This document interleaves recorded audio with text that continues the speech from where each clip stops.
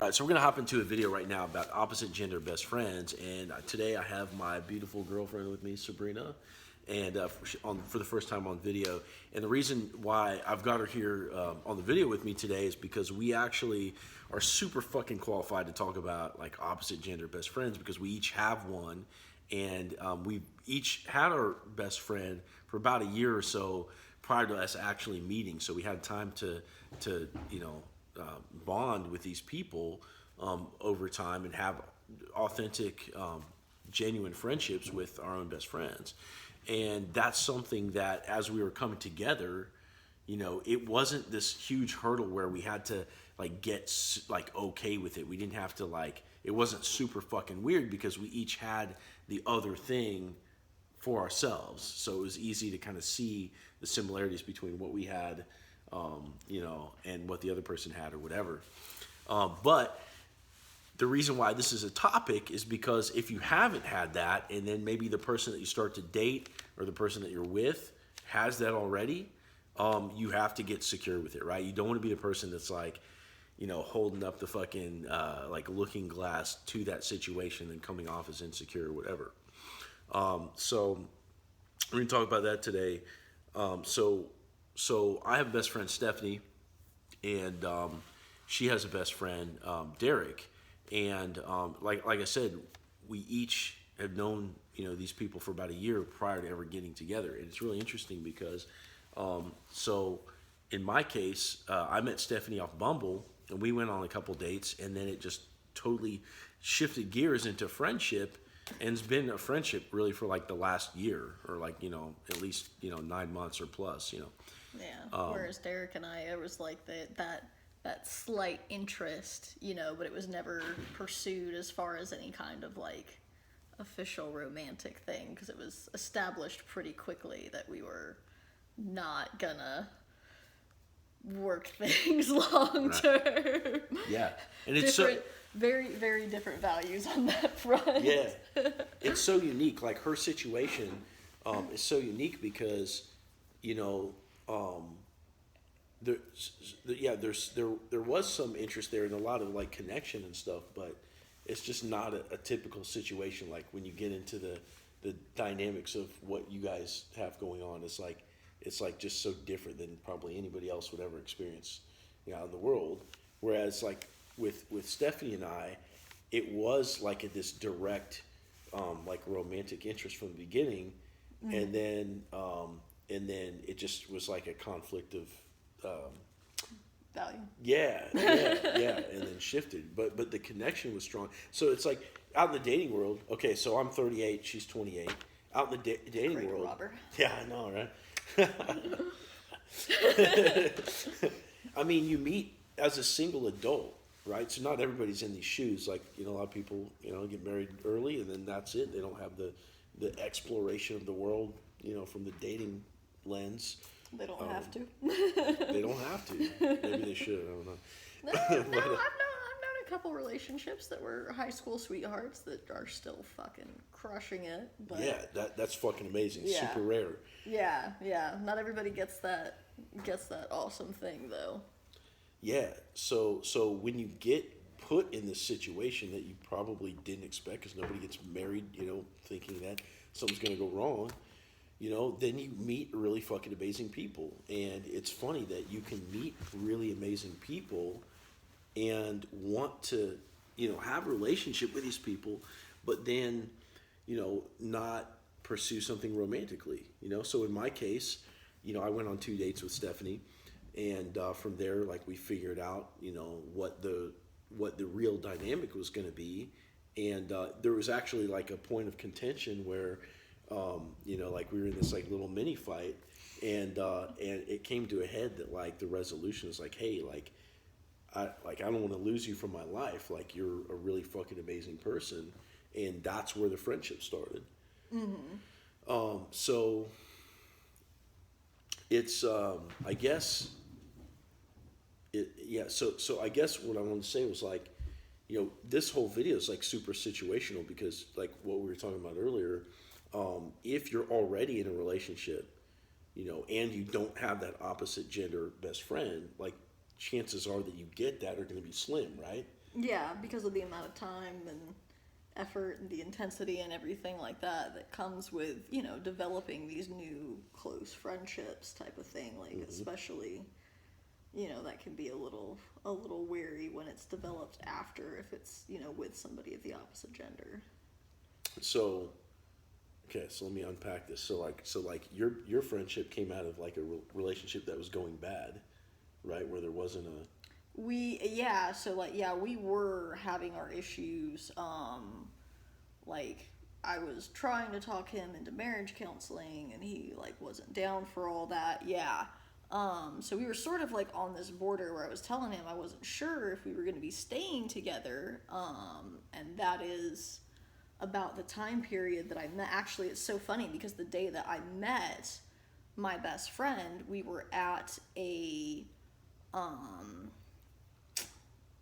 when I was working at the chiropractic office, we were at a team building activity, and I think I've told you this story, but I'm not sure. Yeah, so we were at this team building activity, and we were all allowed to bring our significant others, and like that was like encouraged, and like I was borderline embarrassed because of the fact that he just didn't want to come. He just wasn't interested in coming. Yeah. Oh, I thought you were trying to say that you brought Derek as your significant other. No. This was the day that I met Derek. That you met him. Yeah, okay, yeah, gotcha. So my ex, he didn't want to come to our little work team building thing because he wasn't necessarily interested in being like a big part of my outside life. Yeah. Yeah, and that was actually, I just remember being so mad and like, just feeling like, man, like I want somebody that I can do shit with.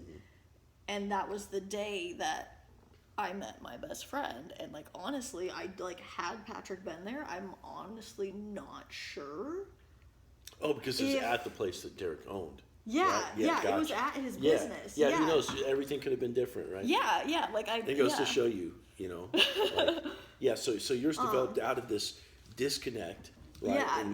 Your mind developed from a place of being single. Yeah, and so when I realized like, oh, like I like this feels like this. And I mean, like, originally it didn't start off as a romantic interest. It was just like, oh, like, I feel myself developing this connection to this person that's really, really cool. And, like, the really stark contrast just, like, so, like, it magnified that issue in our relationship. To, like, so to the point where it was like, oh, like I feel this outside. Yeah, and I'm like, God, I want this with my husband so bad. Yeah. And like I just remember just like coming home and being like, hey, like I need you, like look, do this with me, please, because that like the first thing that we had bonded over was the judo stuff, the axe throwing, the judo stuff that, my friend and I, and so I just remember coming home being like, hey, like I learned this really cool like shit studying judo today because I've always, I've grown up with this love for martial arts. And just, like, trying to, like, grab him and pull, like, literally, I actually, like, physically, like, grabbed him by the wrists and was pulling him off the couch going, like, please do this with me. And, like, he was, like, forcing himself back down, like, like, no, I don't want to, like, do any of that. And it's, oh, like, just that right here. So, yeah. So to tie that back in, so I mean, it's real shit, right? This is a real detail. It's like to tie that back in. It's like it developed from this place of, basically not having that connection. With that, because that's the distinction. You didn't have it in the context of a bad marriage. I didn't have it from a context of just not having it, from being single. Yeah, which is why we separated virtually right after that. Yeah, and so. To the point that, chances are if you're already in a relationship, you're not going to have to deal with this because you already are going to have that connection, most likely, from your relationship, if it's a good relationship, you're probably not going to be seeking it out with, say, the opposite gender. Now, we were talking about possibilities, like what would it look like if that were to occur, like, and we're talking about genuine, we're talking about like real shit, like, or genuine friendship and not closet romantic interest. So like what would it take? So what would it take to I'm adjusting the camera with my foot. There There we go. What would it take to develop like a legit platonic friendship with the opposite gender from a place of like a happy relationship? And the only thing like I can really think of is like, you're just at work, you're in close space with that person, and you just generally get along, and there's nothing more to it because you're already happy in a relationship. And maybe over time with prolonged exposure, like you could develop like this legit like friendship situation because you have this weird bond, or like you guys have the judo interest or whatever. Yeah, or like maybe like close living proximity because neighbors or whatever. Yeah, because like Sky's best friend's dad, my son's best friend's dad they were our neighbors, and my ex worked a night shift and his wife was gone frequently. And so whenever the kids would get together, like we might like sit and have a beer and talk or hang out. But because the kids were playing several times a week, and so we were just sort of like, okay, like you're not like rushing back home because there's nobody there. So you're just, like, hey, what's up? Cool. Like we would be at the bus stop all the time in the morning. We were both the ones that took the kids up to the bus stop and everything. Yeah. Like that. So like it could. Or like taking the kids to the pool or whatever. So like that would be a situation. But that wasn't quite the level of say Derek or Stephanie. No, but like it potentially could, like, I feel like we could have gotten to be like really, really good friends. Because we did have a lot of like good, deep conversations. Just we only lived there so long.